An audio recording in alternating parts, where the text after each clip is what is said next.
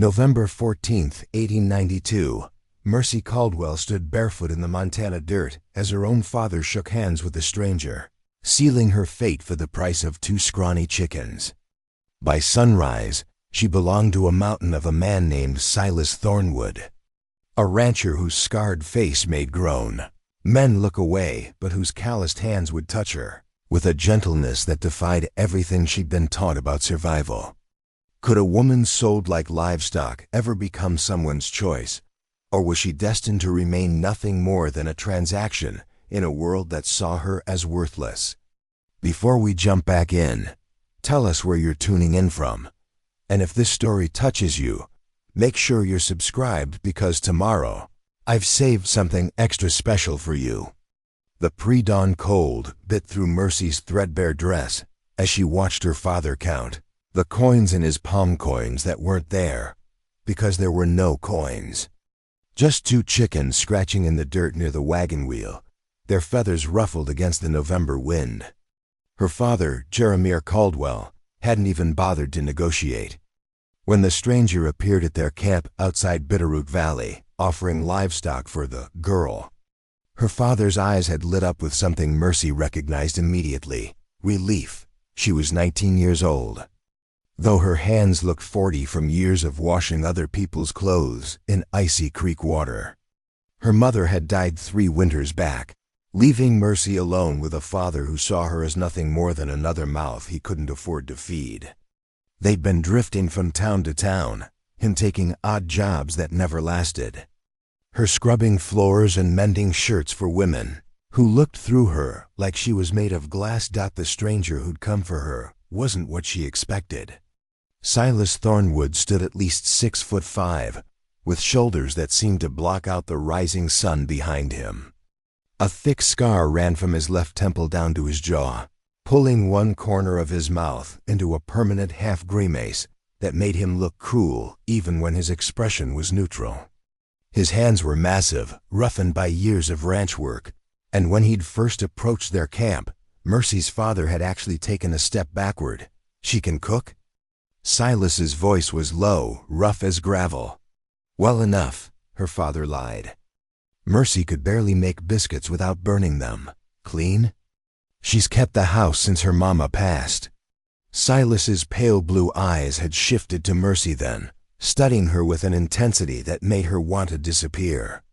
She'd kept her gaze on the ground, her dark hair hanging in tangles around her face, her bare feet filthy from weeks on the road. She probably looked exactly like what she was, someone's unwanted burden. "She got a name?" Silas asked. "Mercy," her father said, as if even speaking it cost him something. Silas had nodded once, then walked back to his wagon and returned with a crate. 2 rust-colored hens clucked inside, scrawny things that looked like they'd barely survived the journey themselves. But to Jeremiah Caldwell, desperate and tired, they represented food for weeks if rationed properly.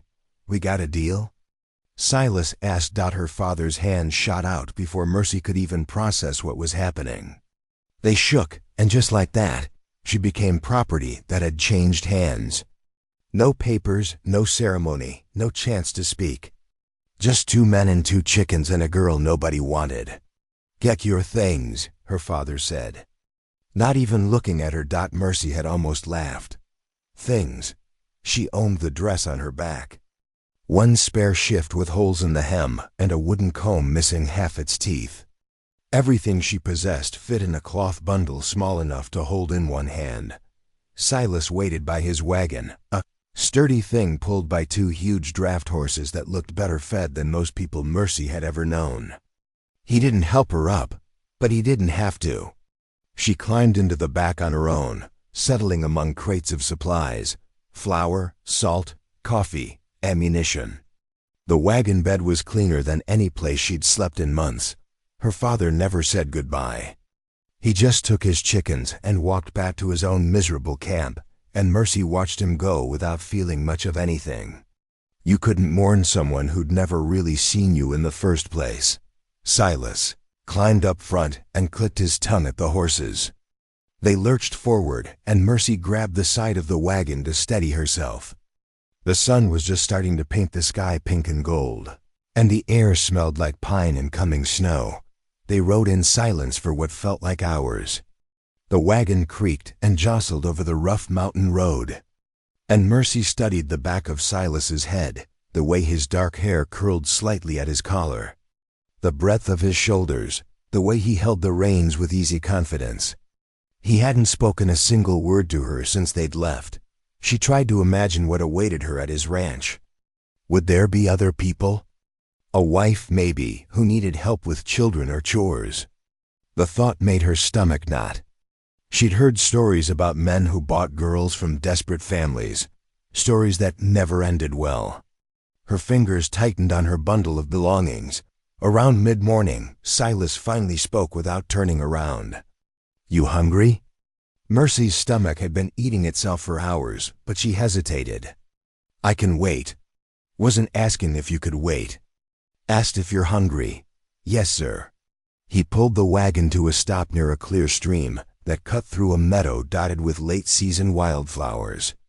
Silas climbed down with a heaviness that suggested old injuries, then reached into one of the crates and pulled out cornbread wrapped in cloth and a canteen of water. He handed them to Mercy without ceremony. "Eat." She took the food with shaking hands, half expecting him to snatch it back, but he just walked off toward the stream, giving her privacy. The cornbread was good, better than anything she'd eaten in weeks, and she forced herself to eat slowly, even though every instinct screamed at her to shove it all in her mouth at once. When Silas returned, he'd refilled the canteen with fresh stream water. He handed it to her, and their fingers brushed briefly. His skin was warm despite the cold air. "We got about 6 more hours of riding," he said, settling back onto the wagon seat. "There's a blanket behind that flour sack if you get cold." Mercy found the blanket thick wool that smelled like wood smoke and wrapped it around her shoulders. It was the first kind thing anyone had done for her in so long that she felt a dangerous pressure building behind her eyes. She blinked hard, refusing to cry. The landscape changed as they climbed higher into the mountains. Ponderosa pines towered on either side of the narrow road, and twice they spotted elk grazing in distant clearings. The air grew thinner and colder, and Mercy pulled the blanket tighter. Grateful Silas had thought to mention it. As afternoon shadows lengthened, Silas spoke again. "You ever worked with livestock?" "No, sir." "You scared of animals?" "I don't think so, sir." "Stop calling me sir." "Name's Silas." Mercy swallowed. "Yes, see," she caught herself. "Yes. Ranch is just me and about 40 head of cattle, maybe 24 chickens, 3 horses, 2 dogs, and a barn cat with an attitude problem. It's not fancy." She almost said, "Yes, sir," again, but bit her tongue. "I understand. Your daddy said you can cook and clean. That true?" Mercy felt her face heat. "I can clean, cooking. I'm not very good at it yet." She waited for anger, for him to turn around and accuse her father of lying, maybe demand his chickens back. Instead, Silas just grunted. "Well, you'll learn. Can't be worse than my cooking, and I haven't poisoned myself yet." The smallest hint of humor in his voice surprised her. She ventured a question of her own. "How long have you had the ranch?" "Built it 6 years ago. Been working it alone mostly. Had a hand for a while, but he got married and moved to Oregon." "Why do you live all the way up here?" Silas was quiet for a long moment. "Some men like being around people. I'm not one of them." Mercy understood that. After years of her father dragging her through towns where everyone looked at her with pity or contempt, she'd grown tired of people too. The isolation Silas described didn't sound like punishment, it sounded like peace. They crested a ridge, just as the sun began its descent toward the western peaks. And Mercy caught her first glimpse of Silas's ranch. A sturdy log cabin sat in a wide valley, smoke rising from its stone chimney. A barn stood nearby, its red paint faded but the structure solid. Fences marked off pastures where cattle grazed, and beyond everything, Mountains rose like ancient sentinels keeping watch. It was the most beautiful thing Mercy had ever seen. Silas guided the wagon down the slope and pulled up near the cabin. He climbed down with that same careful heaviness, then finally turned to look at Mercy properly for the first time since they'd left her father's camp. "This is it," he said. "Not much, but it's honest work and honest land." Mercy climbed down from the wagon, her legs stiff from the long ride. She stood there holding her pathetic bundle, this girl who'd been traded for 2 chickens, and looked up at the man who'd bought her like livestock. "What exactly am I here for?" she asked, surprised by her own boldness. Silas studied her with those pale blue eyes, his scarred face unreadable. "You're here to help run the place. Cooking, cleaning, tending chickens, whatever needs doing. You'll have your own room, 3 meals a day, and I won't touch you unless you want me to." He said that last part firmly, like a vow. "That clear enough?" Mercy felt something tight in her chest loosen just slightly. "Yes, good." Silas grabbed 2 crates from the wagon. "Come on. Let's get you settled before dark." As Mercy followed him toward the cabin, 2 massive dogs came bounding around the corner, a black one and a spotted one, both excited and surprisingly gentle. They sniffed at her but didn't jump, their tails wagging. "That's Bear and that's Patch," Silas said, pushing open the cabin door with his boot. "They're all noise but no bite." The cabin interior was simple but solid. A stone fireplace dominated one wall, already crackling with a fire that must have been banked before Silas left. A sturdy table with 4 chairs sat near the kitchen area, where pots and pans hung from hooks. Everything was neat, not clean exactly, but organized in the way of a man who lived alone and took pride in his space.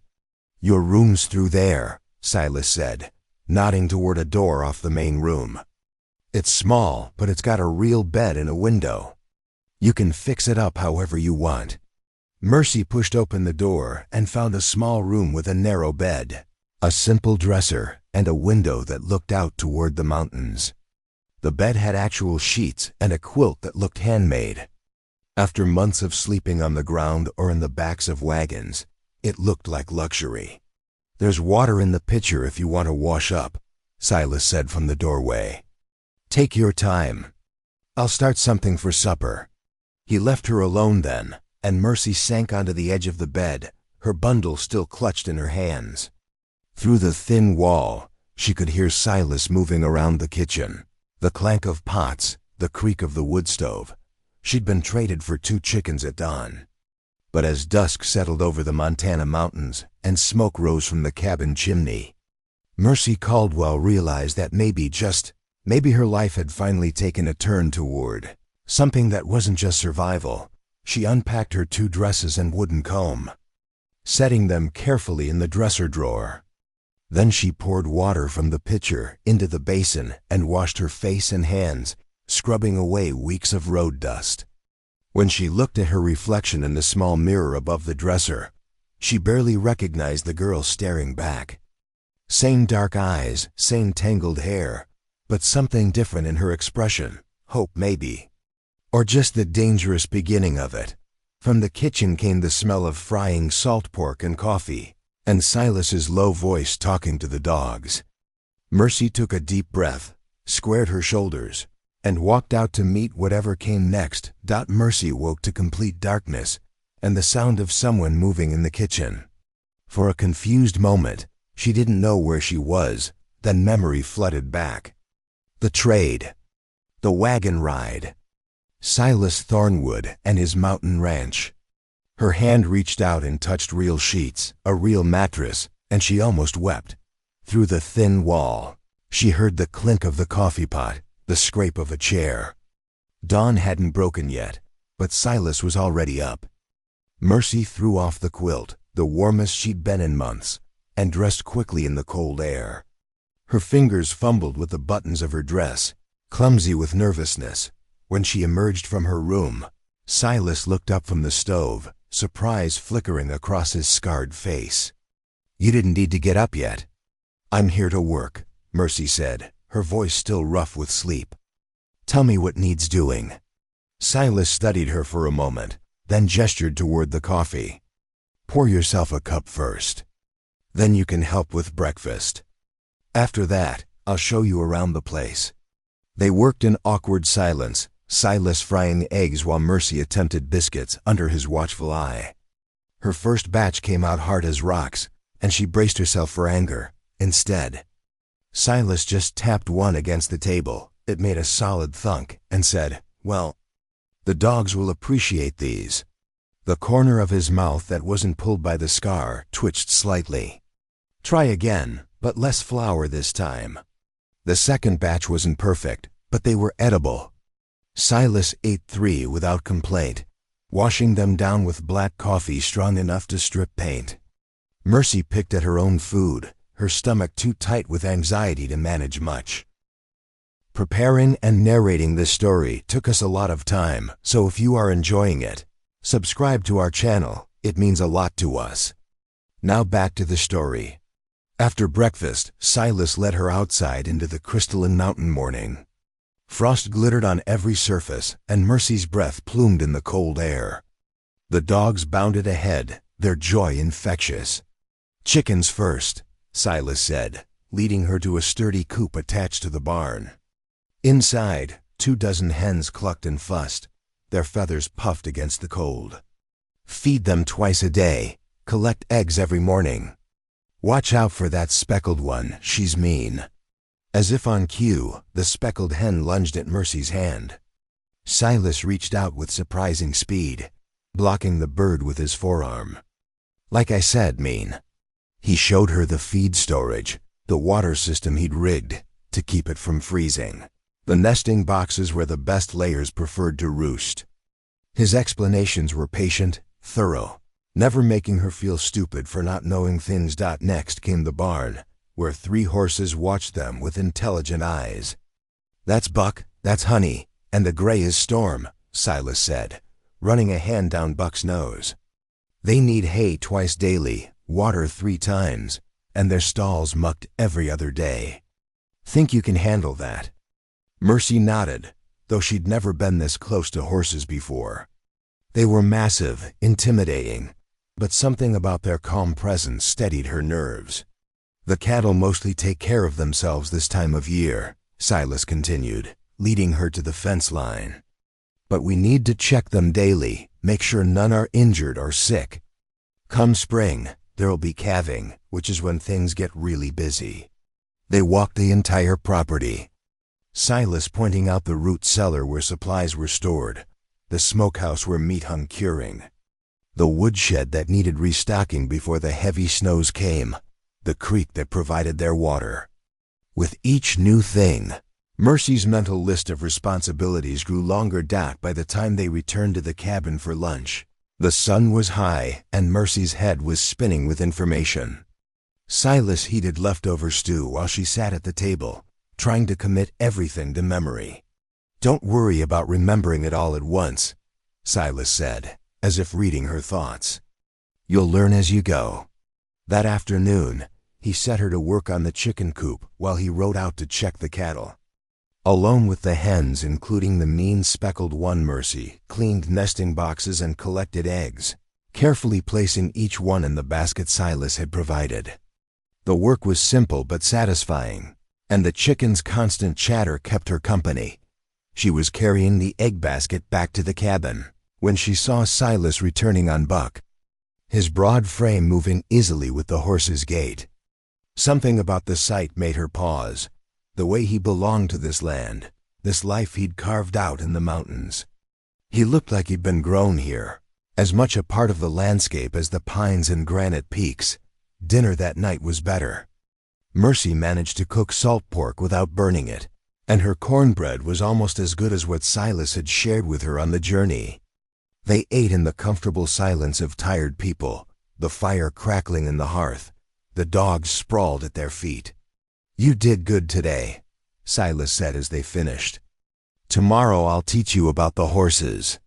Those were the first words of praise Mercy could remember receiving in years. She ducked her head, hiding the flush of pleasure. "Thank you." The pattern continued through the rest of that first week.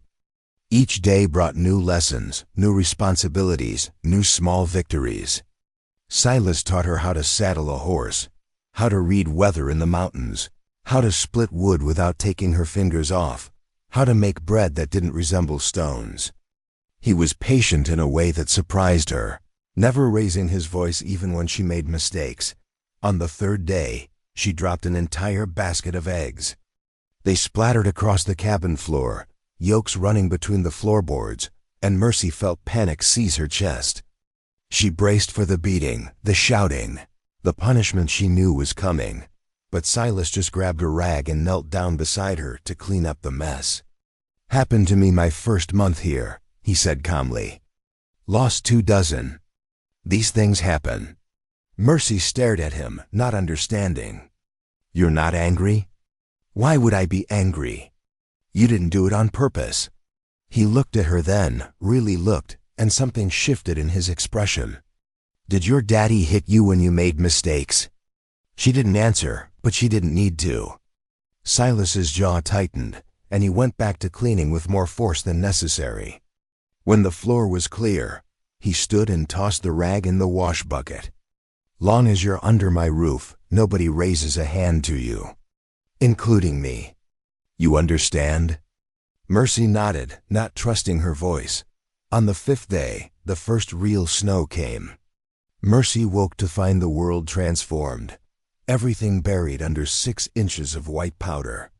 She'd seen snow before, but never like this pristine and untouched, covering the valley in silence. Silas was already up, stoking the fire to drive back the cold. "Storm came in during the night," he said. "We'll need to make sure the animals have extra feed today." They worked together, trudging through the snow to the barn and coop. The cattle huddled together for warmth in their pasture, their breath steaming in the frigid air. Mercy helped Silas break ice on the water troughs and distribute extra hay. Her dress was soaked by the time they finished, her teeth chattering despite her efforts to hide it. Back inside the cabin, Silas pointed to her room.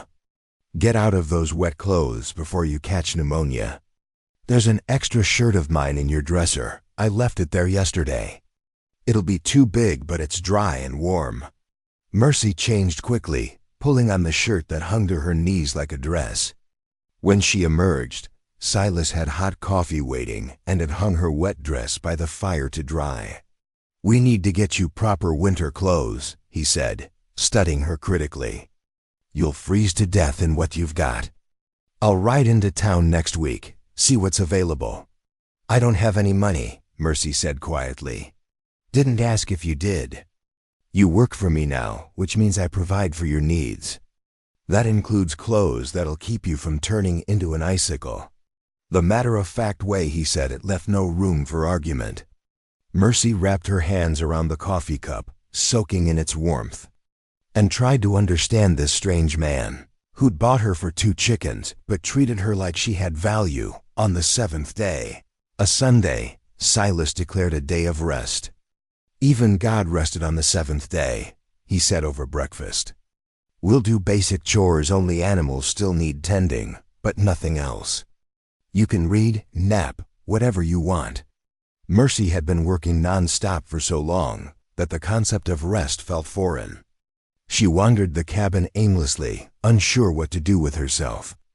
Eventually, she found a box of books in the corner and pulled one out, a collection of poetry by Walt Whitman.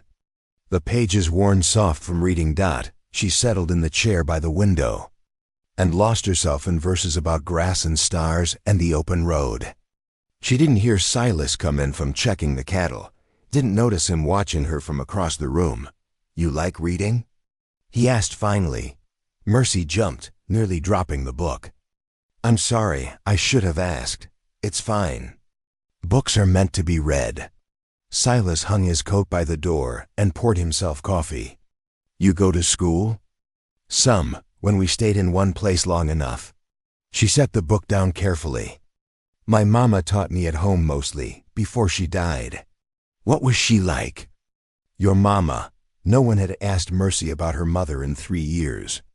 The question caught her off guard, and suddenly she was talking, really talking about the woman who'd loved her, who'd sung while washing clothes in cold streams, who'd braided Mercy's hair every night, no matter how tired she was, who'd wasted away from fever one brutal winter while her husband spent their last coins on whiskey. Silas listened without interrupting, his scarred face thoughtful. When she finished, voice rough with suppressed tears, he said simply, "She sounds like she was a good woman. I'm sorry you lost her." The kindness in his words broke something open in Mercy's chest. She'd spent so long being strong, being silent, being nothing to anybody. Having someone acknowledge her grief, validate her loss, it was almost too much to bear. "Thank you," she whispered. They spent the rest of that Sunday in companionable quiet, Silas whittling by the fire while Mercy read, the dogs dozing between them, snow falling soft outside the windows. It was the most peaceful day Mercy could remember. That night, lying in her narrow bed, Mercy took stock of her first week. She'd learned to feed chickens and horses, to collect eggs without dropping them, to make bread that was almost good, to split kindling, to read mountain weather. She'd learned that Silas was patient and fair, that he kept his word, that his gruff exterior hid a gentleness she was only beginning to understand. But more than anything, she'd learned that maybe, just maybe, she was worth more than 2 chickens after all. Through the wall, she heard Silas banking the fire for the night, his heavy footsteps moving toward his own room. The cabin settled into silence, just the wind outside and the occasional pop from the dying embers.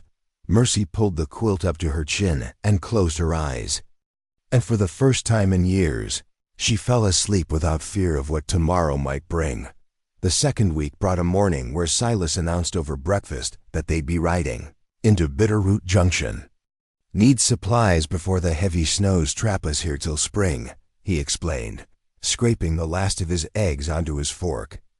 "And you need proper winter gear." Mercy's stomach knotted.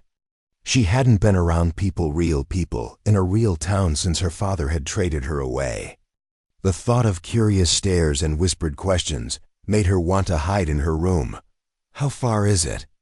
she asked, keeping her voice steady. 4 hours by wagon. We'll leave after chores, stay overnight at the boarding house, finish our business tomorrow, and head back." Silas stood, carrying his plate to the wash basin. "Pack a bag with what you need." The reality of spending a night away from the ranch's safety made Mercy's hands shake as she washed the breakfast dishes. She'd grown comfortable here, settled into the rhythm of work and quiet evenings. The outside world felt threatening now, full of people who would look at her and know exactly what she was. Girl traded for livestock. They finished the morning chores in record time. Silas hitched Buck and Honey to the wagon while Mercy gathered eggs and fed the chickens. The mean speckled hen made her usual attempt at Mercy's fingers, but this time Mercy was ready, pulling her hand back with a quickness that would have made Silas proud. "You're learning," came his voice from behind her, and Mercy turned to find him watching with something that might have been approval in his eyes. The wagon ride down the mountain was nothing like that first journey. Mercy sat up front beside Silas this time, close enough that their shoulders nearly touched when the wagon hit rough patches. He'd given her one of his old coats, still too big, but lined with sheepskin that blocked the November wind. They talked as they traveled, Silas pointing out landmarks and telling stories about the land. He showed her where he'd built his first shelter when he came to Montana, just a lean-to against some rocks. Told her about the winter he'd nearly starved when his supplies ran out and the passes closed early. Described the first calf born on his ranch, how he'd stayed up all night helping the heifer through a difficult delivery. "Why did you come here?" Mercy asked. "To Montana, I mean. To the middle of nowhere." Silas was quiet for a long stretch. When he finally spoke, his voice was careful, measured. "I was a soldier. Fought in the Indian Wars down south. Saw things, did things. He trailed off, his jaw tight. When it was over, I couldn't stomach being around people anymore. Everybody wanted to hear war stories, buy me drinks, clap me on the back like killing made me a hero. So I came here where nobody knew me and nobody asked questions. Mercy looked at his scarred face with new understanding. Is that where you got the scar? Yeah, Apache warrior with a tomahawk, last battle I fought in. He nearly took my whole face off, but a friend pulled him away before he could finish the job. Silas touched the scar absently. That friend died 10 minutes later from a bullet I didn't see coming. Sometimes I think the wrong man survived that day. The raw pain in his voice made Mercy's chest ache. She reached out without thinking and touched his arm brief, gentle. I'm glad you survived. Silas looked at her then, really looked at her, and something passed between them that Mercy couldn't name. It felt important, weighty, like standing at the edge of something vast. Me too, he said quietly. Especially these days.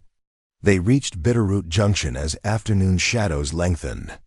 The town was bigger than Mercy expected, a main street lined with shops, a church with a white steeple, houses spreading out in tidy rows. People moved along the wooden sidewalks, calling greetings to each other, going about their lives with an ease Mercy envied. Silas pulled the wagon up in front of Hatcher's General Store. We'll get your supplies first. Then head to the boarding house. Inside the store, a bell jingled above the door. The proprietor, a round man with spectacles and a generous mustache, looked up from his ledger and broke into a wide smile. Silas Thornwood. Thought the mountains had swallowed you whole. Haven't seen you since August. Been busy, Martin. Silas gestured to Mercy. This is Mercy Caldwell. She's helping me run the ranch now. Needs winter clothes, good ones that'll last. Martin's eyes swept over Mercy with open curiosity, but his smile remained friendly. Well, any friend of Silas's is welcome here. Let's see what we can do. For the next hour, Martin and his wife Judith pulled out coats, boots, gloves, scarves, long underwear, wool socks, and sturdy dresses made for mountain winters. Judith tutted over Mercy's thin frame and insisted she try on everything to ensure proper fit. This girl needs feeding up, Judith declared, cinching a coat around Mercy's waist. Silas, you been starving her up there? She just got here, Silas said mildly, but Mercy caught the defensive edge in his tone. And she eats plenty, Judith adjusted a hat on Mercy's head, studying her critically. Well, she's got good bones. Some solid meals will fill her out nicely. She smiled at Mercy. You tell this old bear if he's not feeding you proper here. I'll march up that mountain myself. The motherly concern in Judith's voice made Mercy's eyes sting. He feeds me fine, ma'am. Better than I've eaten in years, see?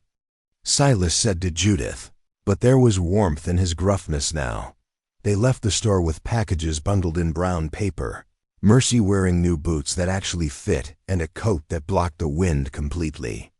Silas had insisted on buying everything despite her protests.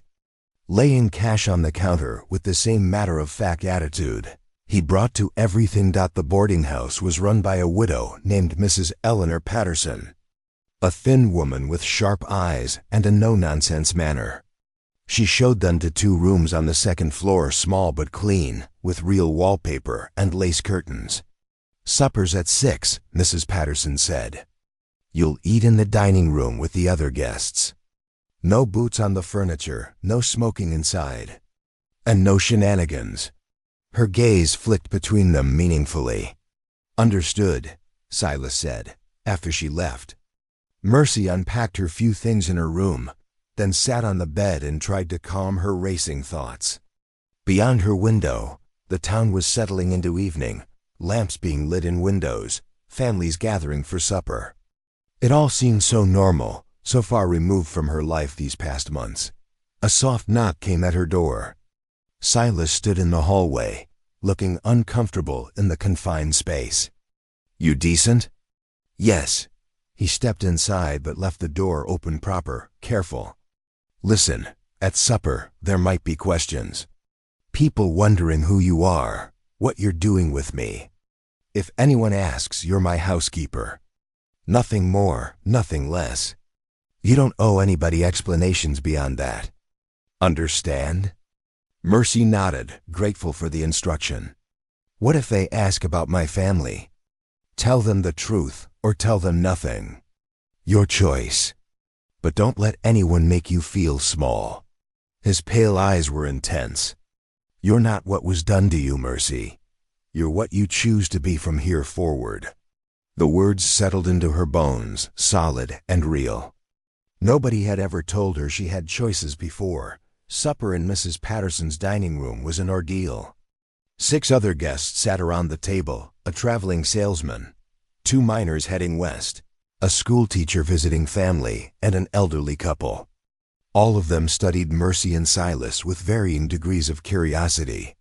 So you're the hermit of Thornwood Ranch, the salesman said jovially. Addressing Silas. Heard you'd sworn off human company entirely. I prefer animals to most people, Silas replied, cutting his roast beef with surgical precision. Present company excluded, of course. And the young lady? The schoolteacher asked, her tone sugary and false. Your daughter? My housekeeper, Silas said flatly, in a tone that discouraged further questions. But the schoolteacher persisted. Awful young for housekeeping, isn't she? And living alone with a man in the wilderness, some might think that improper. The table went quiet. Mercy felt her face burn, felt the weight of judgment in the woman's words. She opened her mouth to defend herself, though she had no idea what to say. Silas set down his fork with deliberate care. When he spoke, his voice was soft, deadly soft. Ma'am, I don't recall asking for your opinion on my household arrangements. Mercy Caldwell works for me because she's capable and hardworking. What's improper is suggesting otherwise without knowing a damn thing about either of us. The schoolteacher's mouth opened and closed like a fish. Mrs. Patterson swooped in from the kitchen. Now, let's keep conversation pleasant. Silas, how's that north pasture holding up? I heard Jackson lost half his herd last winter to wolves. The tension broke, conversation shifting to safer topics. But under the table, Mercy felt Silas's boot tap against hers, a brief contact that felt like solidarity. Like I've got your back. After supper, they sat on the boarding house porch while the town settled into night. Other guests had retired, leaving them alone with the cool air and distant piano music from the saloon down the street. I'm sorry about that woman, Silas said, his breath fogging in the cold. Small minds in small towns. You didn't have to defend me, Mercy said softly. But thank you. Yeah, I did. Silas looked at her sideways. Because what she was implying, that you're something less than respectable, that's garbage. You're one of the hardest workers I've ever met, and you deserve respect. Something warm bloomed in Mercy's chest, dangerous and hopeful. Why did you really buy me, Silas? You could have hired anyone. Why trade for a girl you'd never met? He was quiet for a long time, staring out at the dark street. Finally, I saw your father that morning, haggling over you like you were a horse he couldn't wait to be rid of. Saw the look on your face like you'd already accepted that your life didn't matter. And I thought, he paused, choosing words carefully. I thought maybe I could give you something different. Not charity, I'm not that noble. But a fair deal. Honest work for honest pay and a place where nobody treats you like you're worthless. Why? Mercy pressed. Why did you care? Silas's scarred face was unreadable in the shadows. Because I know what it's like to feel like you don't deserve to exist. Took me years to claw my way out of that hole.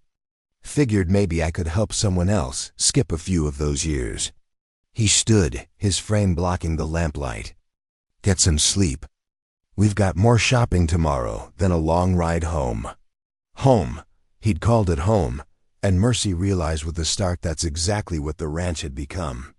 Not just a place she worked, but a place she belonged. She slept that night in the boarding house bed, dreaming of mountains and firelight and a scarred man who'd seen her worth when no one else had. December arrived with a vengeance, bringing snowstorms that buried the valley under 3 feet of white. Mercy woke one morning to find frost patterns on her window so thick she couldn't see outside. And when she pressed her hand against the glass, ice crystals clung to her palm. The cabin had become their entire world.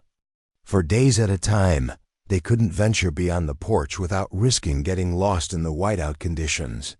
Silas had strung a rope from the cabin to the barn, a lifeline in the blinding snow, and they used it twice daily to tend the animals, who huddled in their shelter. Steaming breath and nervous energy, being trapped inside together, changed things between them. There was nowhere to hide, no space for formality or distance. They fell into rhythms as natural as breathing, Silas chopping wood while Mercy cooked, Mercy mending while Silas cleaned his rifles, both reading by the fire in the evenings while the wind howled like wolves outside.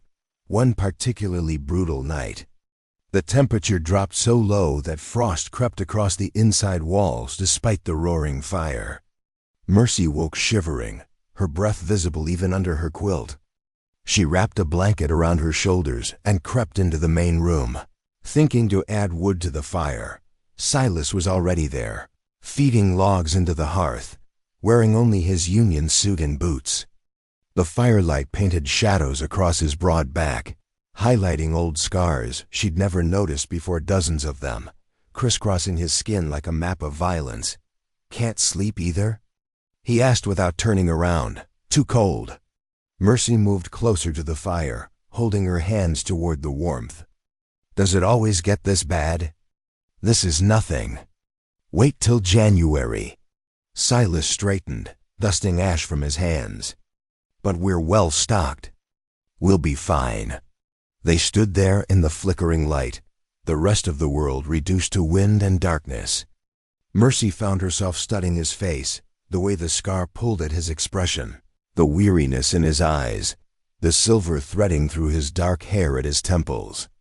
He couldn't be more than 35, but hard living had etched itself into every line. "Can I ask you something?"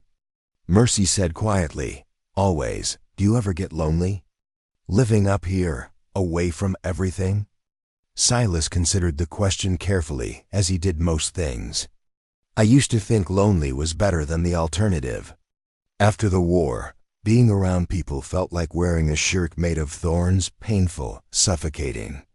So yeah, I was lonely, but it was a loneliness I chose." He looked at her then, his pale eyes reflecting firelight. "Lately, though, I'm remembering that there's a difference between being alone and being lonely. Haven't felt lonely since you got here." The confession hung between them, honest and vulnerable. Mercy's heart hammered against her ribs. "I haven't either. Felt lonely. Even though I've been alone most of my life, I was always lonely. Until now." Something shifted in Silas's expression, softness breaking through his usual guardedness. He reached out slowly, giving her time to move away, and tucked a strand of hair behind her ear. His calloused fingertips brushed her cheek, gentle as a whisper. "You should get back to bed before you freeze," he said, his voice rough. "I'll keep the fire going." Mercy nodded, not trusting herself to speak, and retreated to her room. But she didn't sleep. She lay awake listening to Silas move around the cabin, adding wood to the fire, checking the windows, settling back into his own room. Her cheek still tingled where he'd touched her. The next morning brought a break in the weather-weak sunlight struggling through gray clouds, wind dying to a whisper. Silas decided they needed to check the cattle. Make sure none had frozen during the worst of the cold snap. They bundled up in layers, Mercy wearing her new winter gear that had already proven its worth a dozen times over. The snow was crusty on top, crunching under their boots as they followed the rope to the barn. The horses greeted them with soft nickers, pleased for company and extra feed. Silas saddled Buck and Honey, his movements economical and practiced. "You ever ridden before?" "No," Mercy admitted. "Time to learn then. Can't have you trapped in the cabin all winter." He led Honey over, the Mare's gentle brown eyes patient and kind. "Put your foot in the stirrup, yeah, like that. Now swing your other leg over. I've got you." His hand steadied her as she mounted, strong and sure. Once she was settled in the saddle, the ground seemed impossibly far away. Honey shifted beneath her, and Mercy grabbed the saddle horn with white-knuckled hands. "Easy," Silas said, his hand on Mercy's knee steadying, not forward. "She can feel your fear. Breathe, relax your shoulders. Good. Now take the reins like this." He showed her how to hold them, how to signal the horse with subtle movements. Then he mounted Buck with the ease of someone who'd been riding since childhood. And they set out into the white world. The cattle had weathered the storm well. Clustered together in the south pasture where a stand of pines provided windbreak. Silas counted them carefully, checking for injuries or signs of frostbite. All accounted for, healthy despite the brutal conditions. On the ride back, Mercy grew more comfortable in the saddle, learning to move with Honey's gait instead of fighting it. The view from horseback transformed the landscape. Everything looked different. Grander from up here. "You're a natural," Silas observed, guiding Buck alongside Honey. "Most people take weeks to find their seat. You did it in an hour." Pride bloomed warm in Mercy's chest. "I had a good teacher." They rode in companionable silence until Silas suddenly raised his hand, stopping Buck. "Look there," he whispered, pointing toward the tree line. A magnificent bull elk stood among the pines, his massive antlers crowned with snow. He watched them with dark, intelligent eyes, unafraid. The moment stretched eternal, three creatures, acknowledging each other in the vast wilderness. Then the elk turned and melted back into the forest. Silent as smoke, beautiful, Mercy breathed. "Yeah," Silas agreed, but when she looked over, he was watching her instead of where the elk had disappeared. That evening, Mercy attempted something ambitious, a pie made with preserved apples from the root cellar. She'd found a recipe in one of the cabin's old books and was determined to master it. The first crust crumbled apart in her hands. The second was too thick. The third looked almost right. Silas sat at the table, pretending to read but clearly watching her struggle with poorly concealed amusement. "You could help instead of sitting there grinning," Mercy said, exasperated. "You said you wanted to learn. I'm letting you learn." But he got up anyway, coming to stand behind her at the counter. "Here, like this." He placed his hands over hers, guiding her movements as she rolled the dough. "Even pressure, keep it moving, don't overwork it." He was so close she could feel the warmth radiating from him, smell the pine and wood smoke that seemed to cling to his skin. His chest pressed against her back as he leaned forward to demonstrate, and Mercy's breath caught. "You've got it now," Silas said, his voice lower than usual.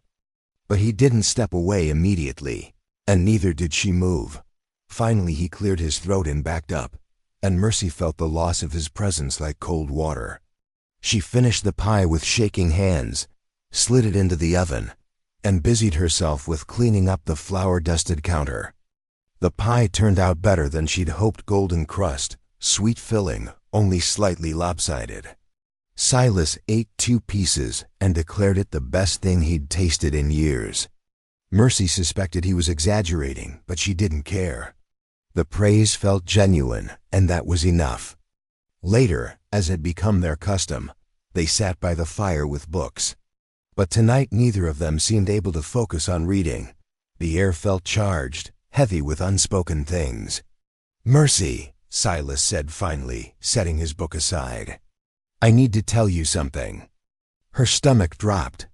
This was it. He was going to send her away, say this arrangement wasn't working, that she was more trouble than worth. "Yes? These past weeks, having you here." He struggled with the words, his scarred face troubled. "It's made me realize how much of my life I've wasted hiding in these mountains. Not from people, from living. From feeling anything beyond just surviving day to day." "I don't understand," Mercy said carefully. Silas leaned forward, elbows on his knees, hands clasped. "I'm saying I care about you. More than an employer should care about someone who works for them. More than I probably have any right to. And I don't know what to do about it. The confession landed between them like a stone dropped into still water, ripples spreading outward.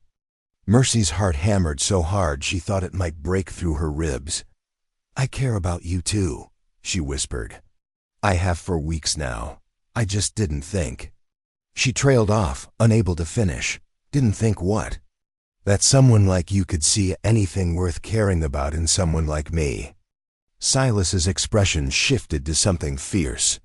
"Someone like you, Mercy, you're the strongest person I've ever met. You've survived things that would have broken most people, and you're still kind, still willing to trust, still willing to hope. You work harder than any ranch hand I ever hired. You've made this place feel like more than just walls and a roof." He paused, vulnerability naked on his face. "You've made it feel like home." Tears blurred Mercy's vision.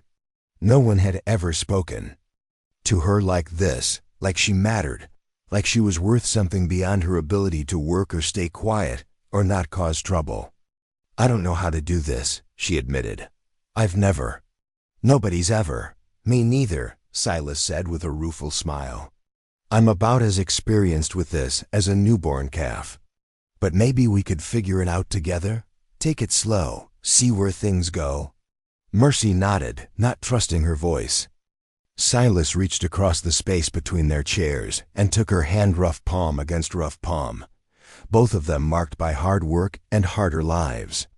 They sat like that until the fire burned low, fingers intertwined, neither speaking because words seemed inadequate for what they were feeling. Outside, the wind picked up again, promising more snow by morning. But inside the cabin, something warmer than any fire had taken root, something that felt dangerously like hope, like the possibility of a future neither of them had dared imagine. That night, Mercy fell asleep with her hand still tingling from Silas's touch, and dreamed of spring. January brought a false spring, 3 days of unseasonable warmth that melted the top layer of snow and fooled the chickens into thinking winter had ended. Mercy collected twice as many eggs as usual, the hens celebrating the sunshine with increased productivity. She and Silas had settled into something new since their confession by the fire. Nothing dramatic had changed. They still worked side by side, still ate meals together, still read by the hearth in the evenings. But now there were small touches. His hand on her back as he passed behind her in the kitchen, her fingers brushing his when she handed him his coffee. Lingering looks that spoke volumes neither could quite put into words. Silas had kissed her. Once, on a morning when frost glittered like diamonds and the world felt made of crystal. Just a soft press of lips to her forehead as she stood at the stove making breakfast, so gentle it was barely there. But Mercy had felt it echo through her entire body, warming her from the inside out. They were taking it slow, learning each other. The way Silas had learned this land carefully, patiently, with respect for all the hidden complexities beneath the surface. Mercy appreciated his restraint even as part of her wished he'd be less careful, less worried about rushing her into something she wasn't ready for. The fall spring's 3rd day brought an unexpected visitor. Mercy was in the chicken coop, singing softly to the hens as she collected eggs when Bear and Patch suddenly erupted in frantic barking. She froze, heart pounding. The dogs never barked like that unless something was wrong. She hurried outside to find a stranger on horseback approaching the cabin. He was tall and thin, with a patchy beard and eyes that moved constantly, never settling on one thing. Everything about him screamed danger in a language Mercy's body understood before her mind caught up. Silas emerged from the barn, his rifle held loosely in one hand, not pointed at the stranger, but definitely visible. "Help you with something?" The stranger's smile didn't reach his eyes. Not any way to greet an old friend, Thornwood. Silas went very still, and Mercy saw something she'd never seen before, fear flickering across his face. Not fear for himself, but the kind of fear that came from recognizing a threat you'd hoped to never see again. "We're not friends, Cassidy," Silas said flatly. "Haven't been for a long time. Now that hurts." The stranger Cassidy swung down from his horse, moving with a predatory grace that made Mercy think of wolves.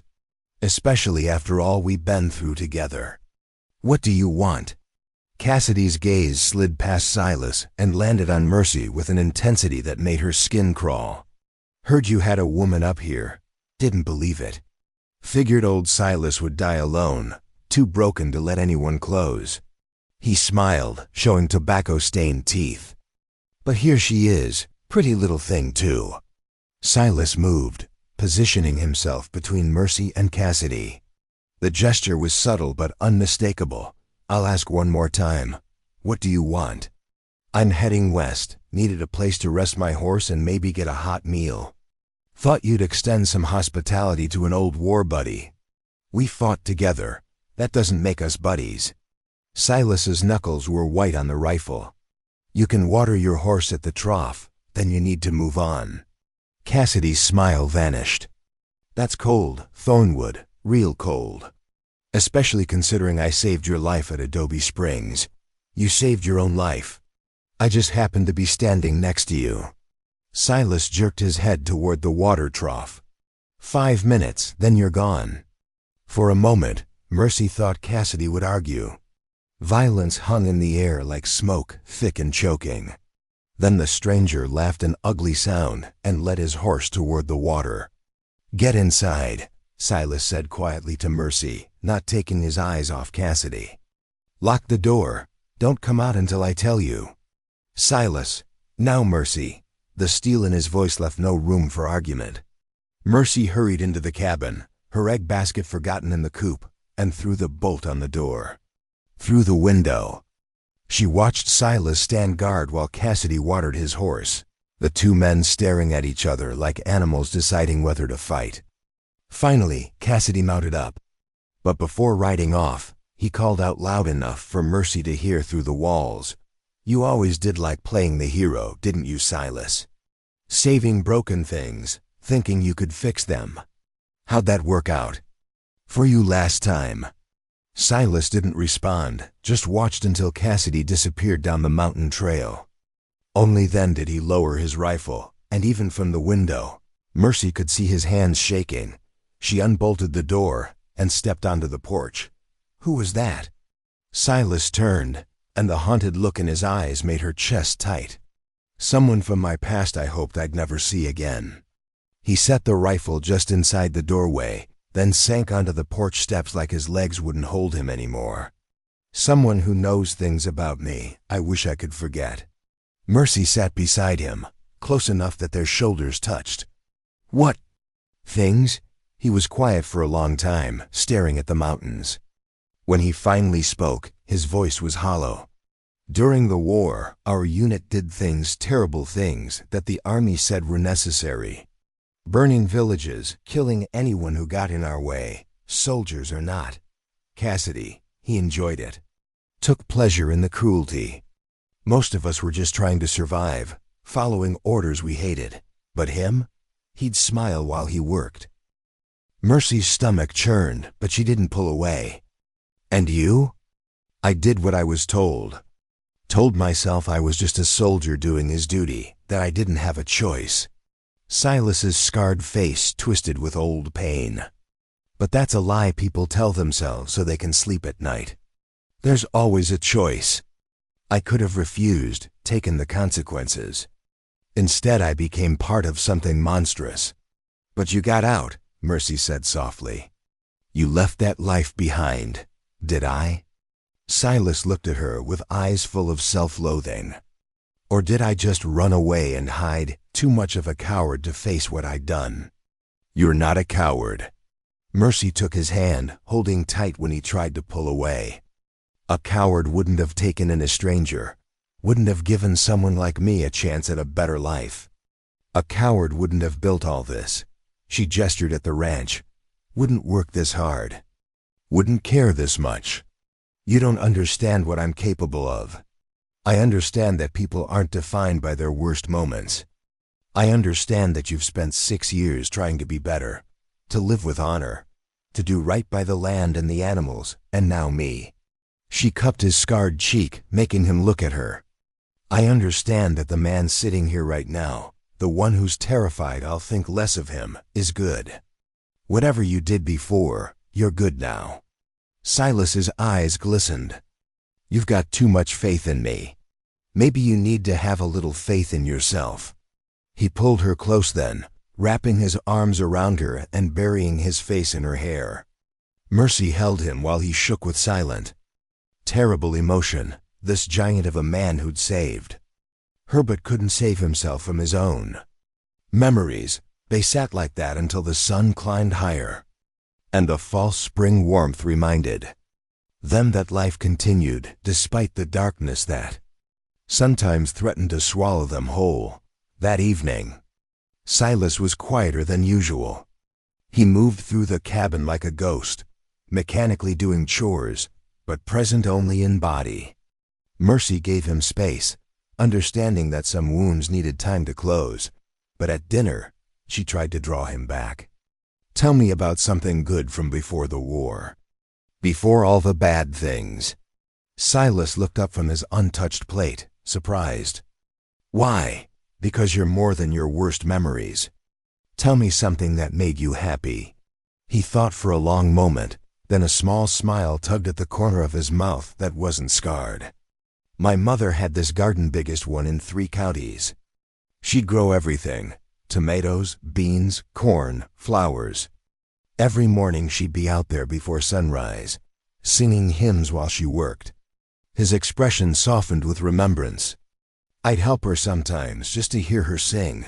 She had a voice like honey, could make even sad songs sound beautiful.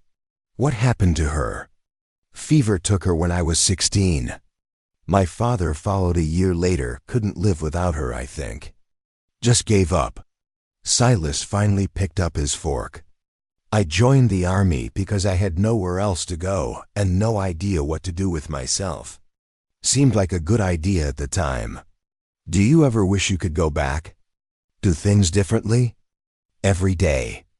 But wishes don't change the past. They just make you bitter about the present. He met her eyes across the table. Until lately, anyway. Lately, I've been thinking maybe I can't change what I did, but I can choose what I do now. Choose to be better. Choose to build something good instead of destroying things. Choose to let someone care about you, Mercy added quietly. Yeah, that too. They finished dinner in comfortable silence, the earlier tension gradually easing. After cleaning up, they settled by the fire as usual. But tonight Mercy sat on the floor at Silas's feet, leaning back against his legs while she read. His hand rested on her shoulder, heavy, warm, grounding them both. Outside, the false spring was already ending.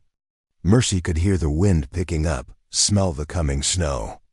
Winter hadn't finished with them yet. But inside the cabin, beside the man who'd bought her freedom with 2 chickens, and was now giving her his broken heart piece by careful piece, Mercy felt safer than she'd ever felt in her life. Thank you, Silas said suddenly. Mercy tilted her head back to look at him. For what? For not running. For staying even after seeing some of the ugliness I carry around. His pale eyes were solemn. For believing I'm worth something despite everything. Always, Mercy promised. I'll always believe that. His hand moved from her shoulder to her hair, fingers threading gently through the dark strands. I don't deserve you. Good thing I'm not asking what you deserve. I'm choosing what I want. She smiled up at him. And I want this. Want you. All of you, even the parts you think are too broken to love. Silas's breath caught. Neither of them had used that word before, love, but now it hung in the air between them, terrifying and perfect. He leaned down and kissed her, really kissed her this time. Not the gentle press of lips to forehead, but a real kiss that tasted like coffee and desperation and hope, all tangled together.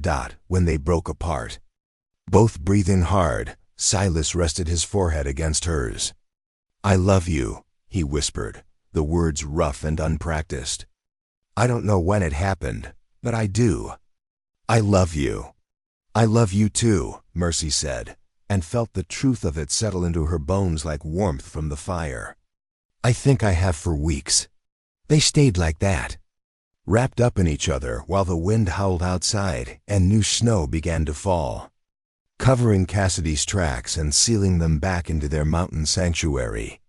Tomorrow would bring whatever it would bring, more work, more winter, maybe more ghosts from the past. But tonight, they had this. Two people who'd been traded, abandoned, and broken in different ways, choosing each other despite everything that should have kept them apart. Choosing love over loneliness, hope over despair, future over past. And in a cabin high in the Montana mountains. That was more than enough. February arrived with a storm that lasted 11 days straight. Snow fell so thick and constant that the world beyond the cabin windows became nothing but white static. The rope to the barn became their only connection to anything beyond four walls. And even that journey felt like traveling through a hostile void. On the fourth day of the storm, Mercy was mixing bread dough when Silas came in from tending the animals, ice crusted in his beard and eyebrows. He looked like some ancient winter spirit, fierce and otherworldly. "Storm's getting worse," he said, stamping snow from his boots. "I'm going to bring the dogs inside." Patch is limping. I think he twisted something in the deep snow. They set up makeshift beds for Bear and Patch near the hearth. The dogs seemed relieved to be inside, especially Patch, who whimpered when Silas examined his front leg. "Sprained, not broken," Silas concluded, his big hand surprisingly gentle on the animal. "He'll need to rest for a few days." Mercy found herself watching Silas care for the injured dog, the way he spoke softly to calm Patch.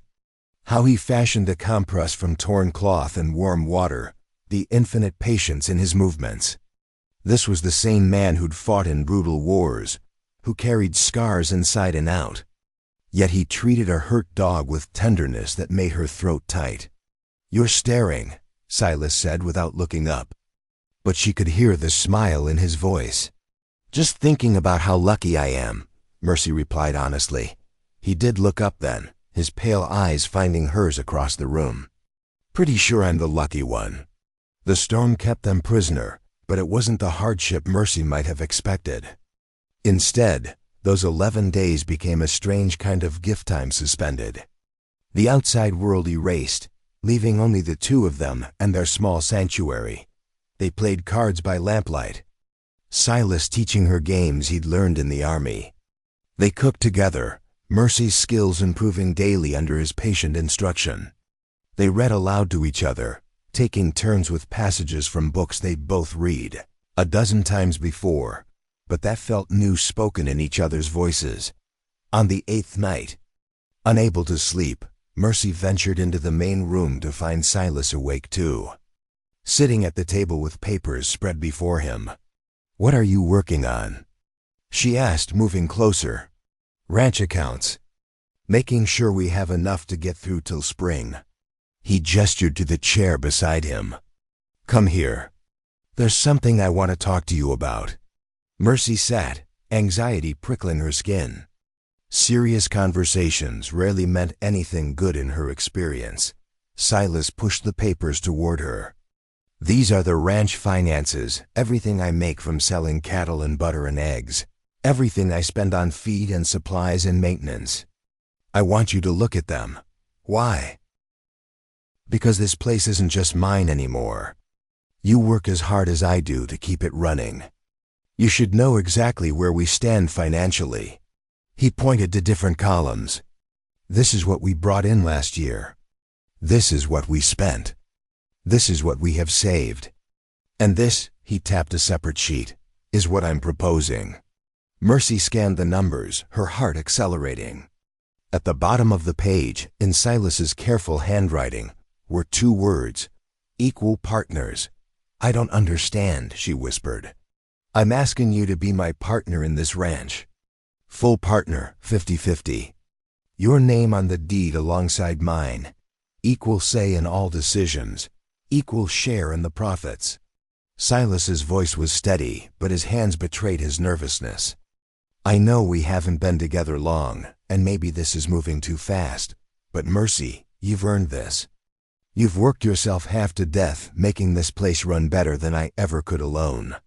Silas, I can't. You bought this land, built everything, and you've made it worth having. Before you, this was just a place I existed. You made it a home. He took her hand, threading their fingers together. I'm not asking you to marry me, not yet, anyway. That's a conversation for another day.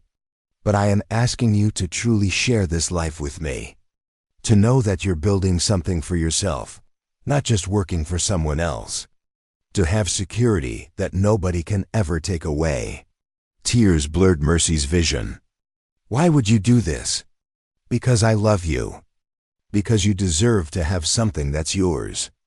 Because I want you to stay not out of obligation or necessity, but because you choose to. Silas squeezed her hand. If you want time to think about it. Yes, Mercy interrupted. Yes, I want this. I want to be your partner. The smile that broke across Silas's face was like sunrise after endless night, brilliant, transforming, beautiful despite the scar that pulled at it. He stood and pulled her up with him, wrapping her in his arms and lifting her off her feet. We'll ride into town soon as the weather breaks, he said against her hair. Get the papers drawn up proper and legal. Nobody will ever be able to say you don't belong here. Mercy clung to him, overwhelmed by the enormity of what he was offering. She'd gone from being traded for chickens to owning half a ranch in the space of 3 months. From worthless to valued. From nobody to somebody's partner. Thank you, she whispered. For seeing me. For giving me this chance. Thank me by never leaving, Silas said. And there was vulnerability under the words. A fear she recognized because she carried it too, that this happiness was too fragile. Too good, too likely to shatter. I won't, she promised. I'm home now. Why would I leave? They sealed it with a kiss that tasted like salt and promises. Standing in the middle of their cabin while the storm raged outside and the dogs snored by the fire, and everything felt impossibly, perfectly right, thought the next morning brought a shift. The snow still fell but lighter now, and through brief breaks in the clouds, they could see patches of blue sky. The worst had passed. Mercy was collecting eggs. The hens had been laying erratically in the cold when she heard raised voices from near the barn. Her stomach dropped. She recognized one voice as Silas's. The other was Cassidy. She grabbed the nearest thing to a weapon, a rusted hoe leaning against the coop, and ran toward the voices. Her heart hammering. Cassidy was back. This time on foot, looking half frozen and desperate. His horse was nowhere to be seen. I need help, he was saying, his voice rough with cold. My horse went lame. I've been walking for 2 days. I'll freeze if I have to spend another night outside. That's not my problem, Silas said, his rifle already in hand. I told you not to come back here.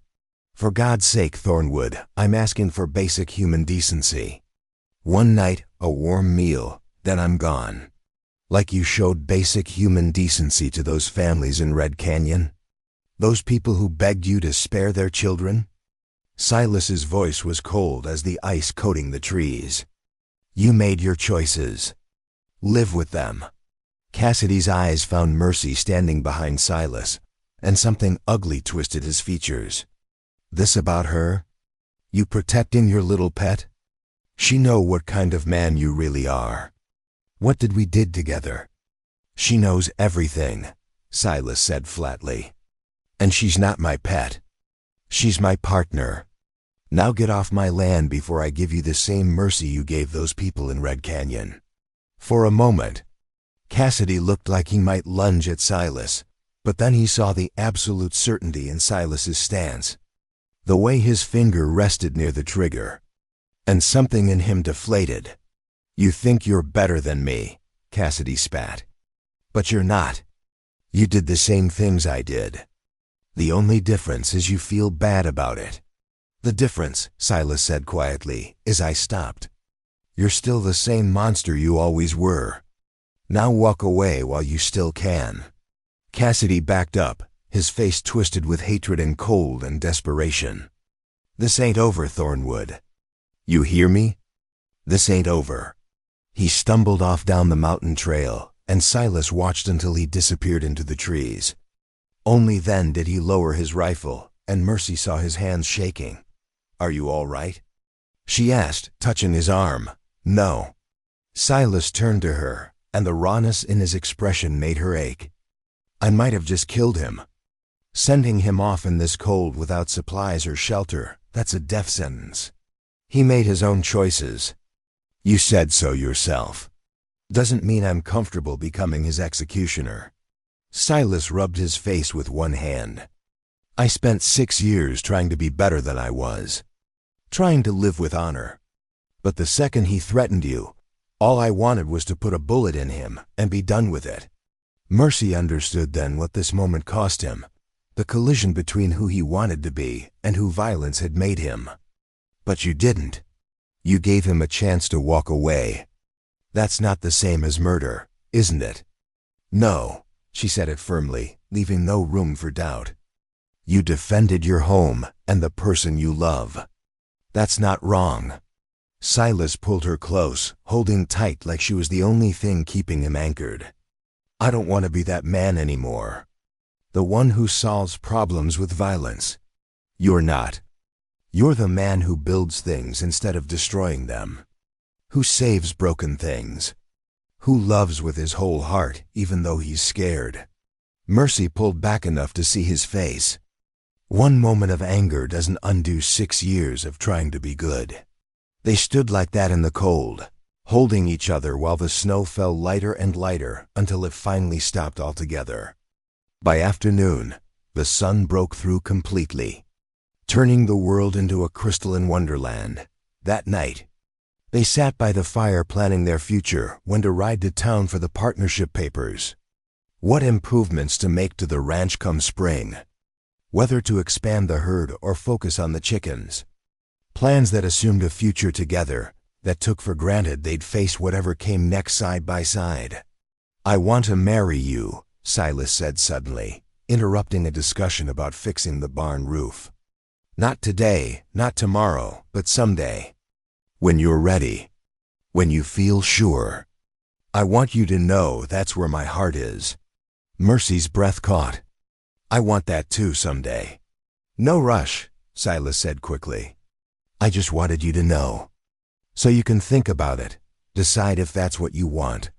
I already know it's what I want." Mercy smiled, feeling bold and certain. "But I like that you're asking instead of assuming. I like that you give me choices." "You'll always have choices with me," Silas promised. "About everything. You're not property, Mercy. You never were, no matter what that bastard father of yours thought when he traded you. You're a person with wants and needs and dreams. And I'll spend the rest of my life making sure you know that." Later, lying in her bed, though increasingly she thought of the whole cabin as hers. Not just this small room, Mercy reflected on how far she'd come. 3 months ago, she'd been barefoot in the dirt, watching her father sell her for chickens. Tonight she was half owner of a ranch, loved by a good man, with a future that stretched bright and promising before her. The journey wasn't over. There would be more storms, more struggles, more ghosts from the past trying to drag them backward. But they'd face it all together, and that made all the difference. Through the wall, she heard Silas settling into his own bed and smiled into the darkness. Soon, maybe, there wouldn't be 2 beds. Soon they'd share everything: bed, name, life, dreams. But for now, this was enough. Knowing he was close, knowing she was safe, knowing she was loved. Mercy Caldwell, who'd been worth 2 chickens, now knew her true value. And it was beyond measure. March brought the first real signs of thaw. Icicles dripped from the cabin eaves, creating a constant percussion that sang of change. The snow receded in patches, revealing brown grass underneath that would soon turn green. The cattle grew restless in their pasture, sensing the shift in seasons, and the chickens doubled their egg production as daylight stretched longer. Silas and Mercy made the journey to Bitterroot Junction on the first clear day. the wagon loaded with furs and preserved goods to trade. This time, Mercy rode beside him as an equal, wearing the wedding ring Silas had carved from a piece of elk. Antler during the long winter nights, not official yet, but a promise of intention that felt more binding than any paper. At the land office, a bespectacled clerk named Howard Brennan reviewed their partnership agreement with meticulous attention. This gives Miss Caldwell equal ownership of all assets, equal decision-making authority, and equal claim to profits. That's highly unusual, Mr. Thornwood. Are you certain? Completely certain, Silas said firmly. Draw it up exactly as written. The clerk shrugged and began preparing the official documents. While they waited, Mercy wandered to the window overlooking the main street. Spring was coming to town, two shopkeepers sweeping their storefronts, children playing in mud puddles, a sense of renewal in the air. A woman's reflection appeared in the glass beside her own. Mercy turned to find Judith from the general store, smiling warmly. Heard you were in town. Came to invite you both to supper tonight at our place. Martin's been talking about meeting you again, and I confess I'm curious about how you're managing that stubborn man. He's not stubborn, Mercy said automatically, then laughed at Judith's raised eyebrow. All right, he's a little stubborn. Come at 6. I won't take no for an answer. Judith squeezed Mercy's hand. It's good to see you looking so well, dear. Last time you were here, you looked like a scared rabbit. Now you've got color in your cheeks and light in your eyes. Whatever Silas is doing, it's working. After Judith left, Mercy studied her reflection more carefully. The woman staring back was almost unrecognizable from the hollow-eyed girl who'd been traded for chickens. Her face had filled out from regular meals, her skin had cleared, her hair shone from proper washing.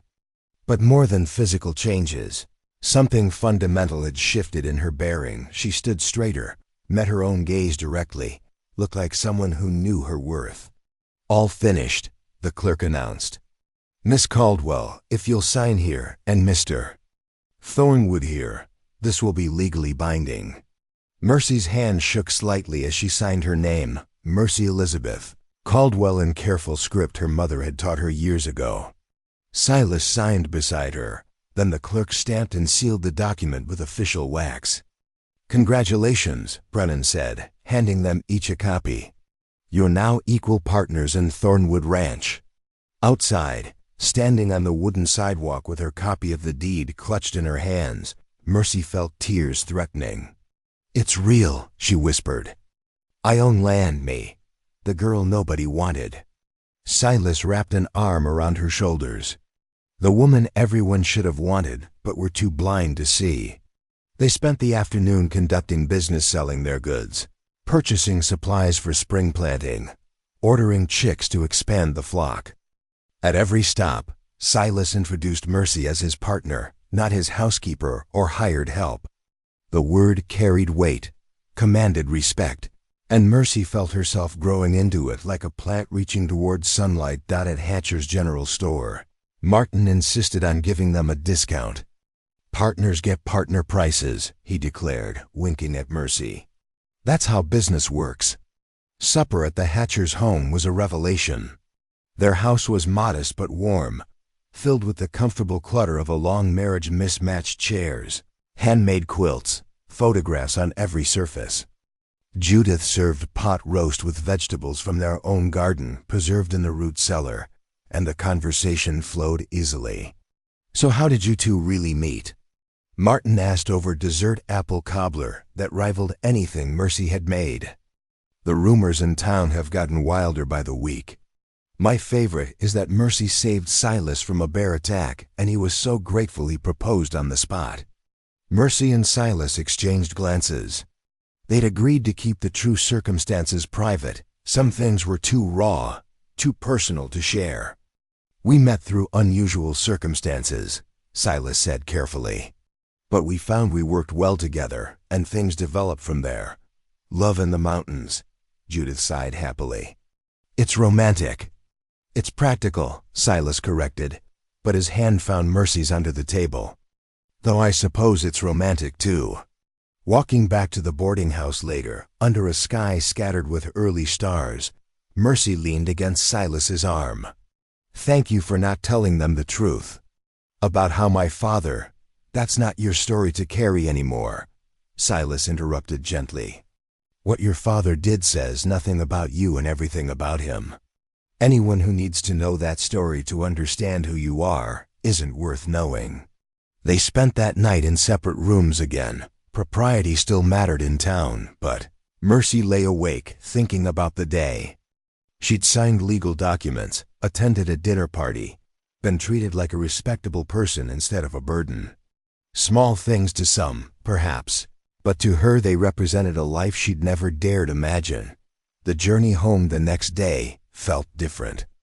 The mountains no longer looked imposing but protective, sheltering the life they were building.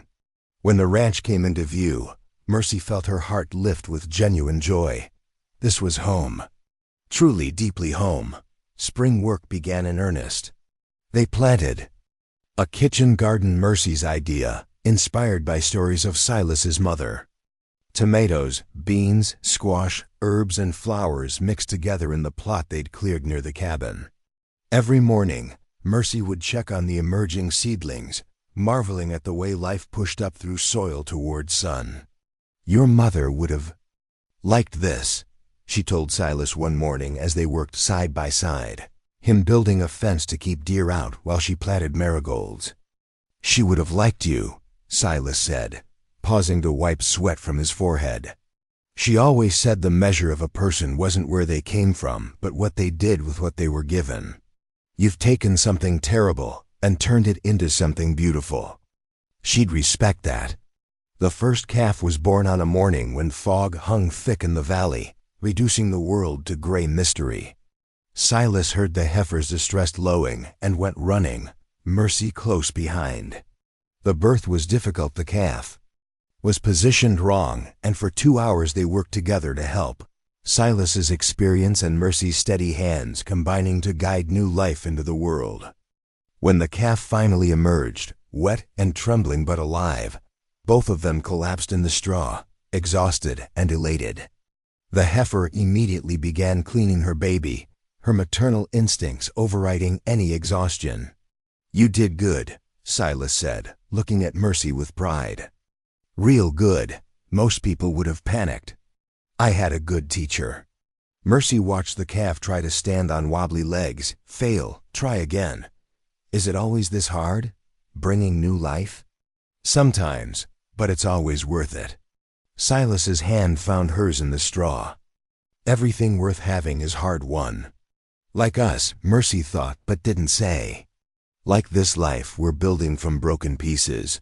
April arrived with wildflowers carpeting the meadow's lupine. Paintbrush columbine in purple and red and blue.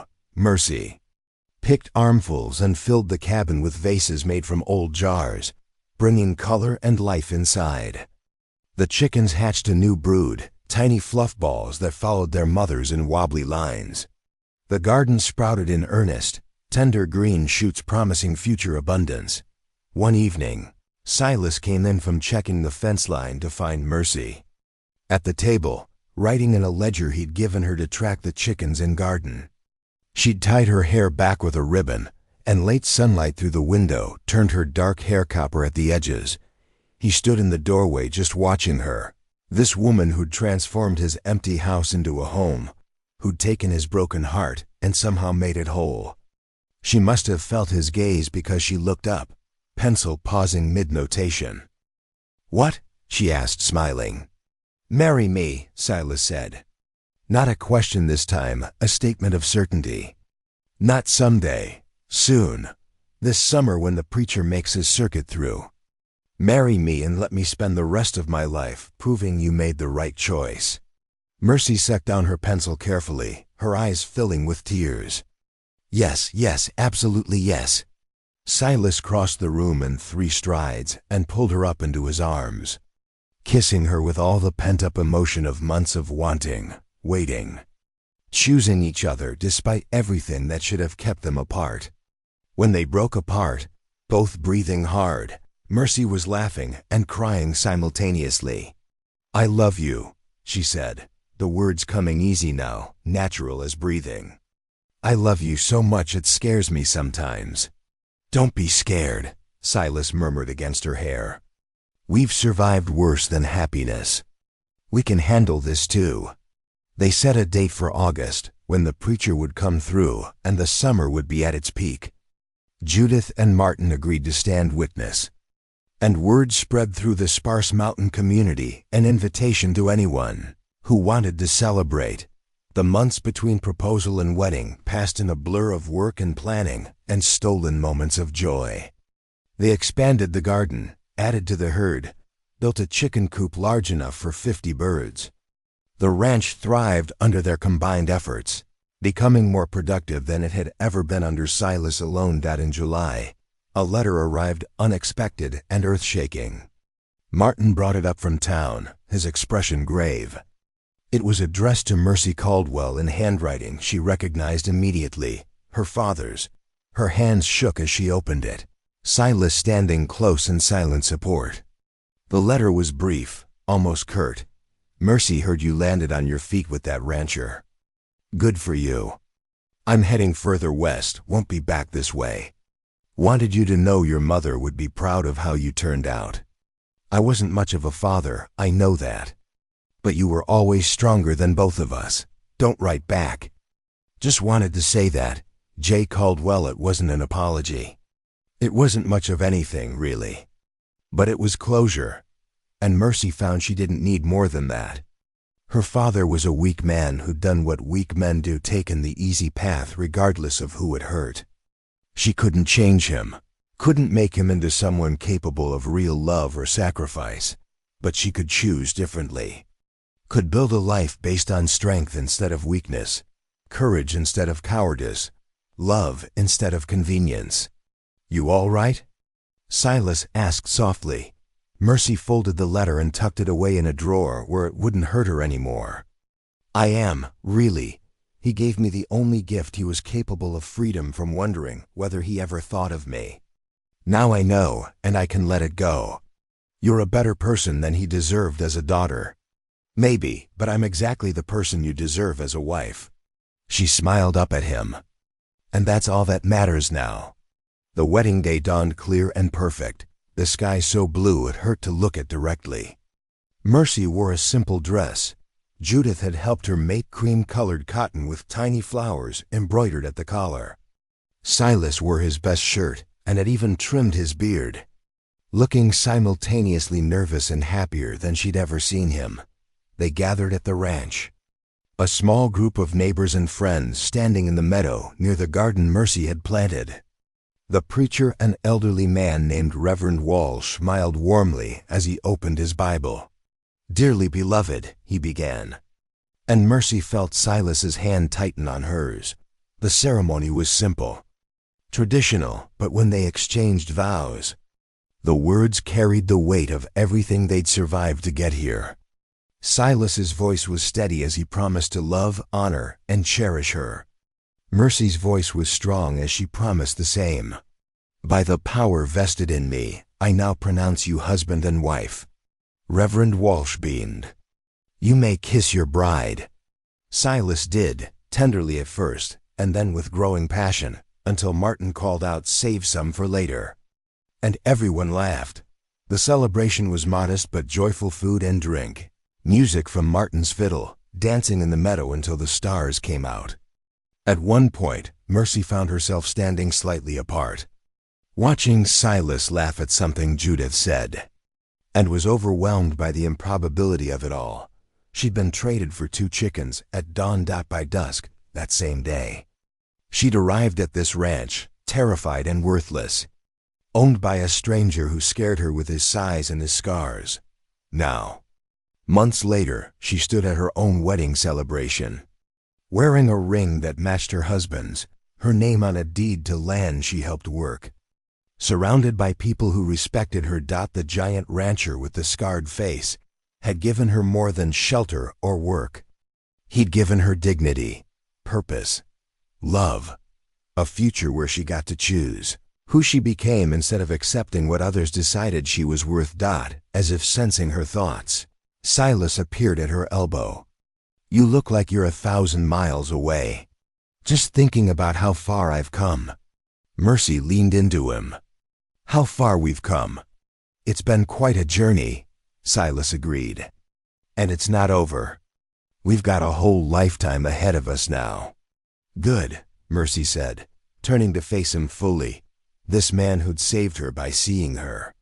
"Because one lifetime with you isn't nearly enough. But I'll take what I can get."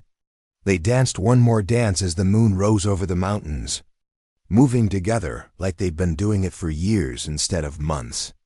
And when the last guests finally departed and they were alone in their cabin, their home, Silas carried her over the threshold with surprising gentleness for a man his size. "Welcome home, Mrs. Thornwood," he said, setting her down carefully. "I've been home for months," Mercy replied, reaching up to touch his scarred cheek. "I just didn't have the right name for it yet." That night, as spring edged toward summer and their first day of married life gave way to their second, Mercy lay beside her husband and counted her blessings. She'd learned that worth wasn't determined by other people's valuations. That love wasn't about transactions or trades. That home wasn't a place but a person who chose to see you as you truly were. She'd been traded for 2 chickens at dawn, but by dusk, she'd found something worth infinitely more: herself, her strength, her future, and a love that would carry them both through whatever storms still lay ahead. And in the quiet darkness of their cabin, with Silas's steady heartbeat under her ear and the Montana mountains standing guard outside, Mercy Thornwood, no longer Caldwell, finally understood what it meant to be priceless. Up next, you've got 2 more standout stories right on your screen. If this one hits the mark, you won't want to pass these up. Just click and check them out. And don't forget to subscribe and turn on the notification bell so you don't miss any upload from us.